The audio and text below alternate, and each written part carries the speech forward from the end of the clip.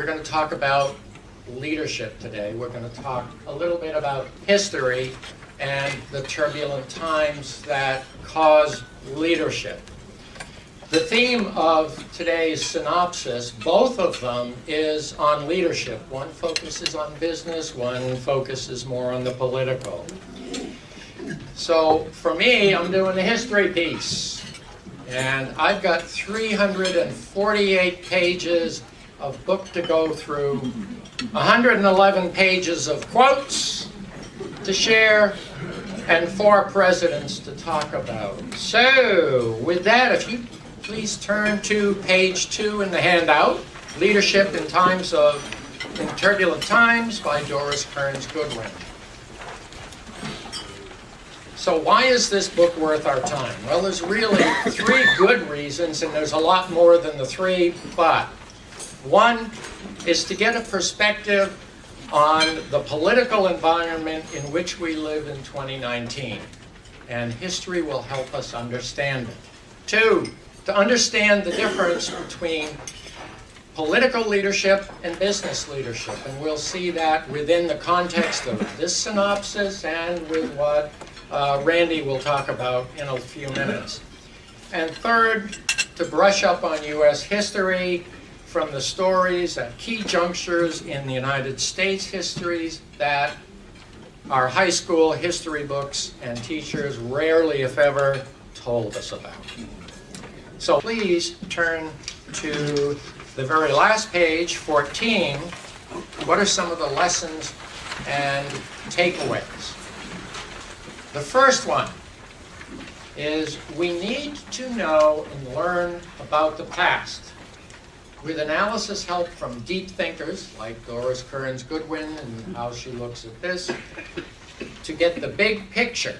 And Randy Mayu said this last month, for those of you who were here, when he was talking about the book Lessons from the 21st Century. It applies here. Number 2, there is no one approach to leadership. Number 3, there is no one way to prepare for leadership. That said, if I look at all of those points that Doris Kearns Goodwin put together, I have consolidated them for you. And they are, first of all of those people, all 4 of them, were really smart, and most often they were underestimated in their capabilities. They had a driving ambition to serve, not to be in charge, but to serve. Each had a major personal failure to overcome, each one of them. And it was in overcoming that they were able to really form the leadership and the success that they eventually had. There's a great quote that I overlooked in here from Abigail Adams. It's at the very beginning. Take a look at that, and it talks to this. Moving right along. After that crisis, they all went into a great funk before emerging to success. And I'm going to just hold right there, because there was on the internet just the other day, there was a thing about some guy named Beto O'Rourke. And it said, at a time many might feel the former Texas congressman should be cloistered with AIDS, planning his much anticipated presidential candidacy, he has instead been wandering around the Southwest on unannounced one-man listening tours, filing dispatches on the road. The first of these essays raised a particular bewilderment among the salons and scribes in Washington. Quote, have been stuck lately, in and out of a funk. Now, before I read this yesterday, I described each one of the presidents in the book as going into a funk. So this is why it caught my mind. And what Beto says is, maybe if I get moving, on the road, meet people, learn about what's going on, where they live, have some adventure, go where I don't know, and I'm not known, it'll clear my head, reset.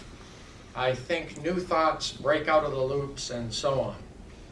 And so the writer here says, funks, loops, aspiring presidents aren't supposed to acknowledge such human frailties. No one wants a funk-ridden or loopy president. And yet the four in the book all went through that kind of a stage. All right, coming real back because Randy's getting nervous.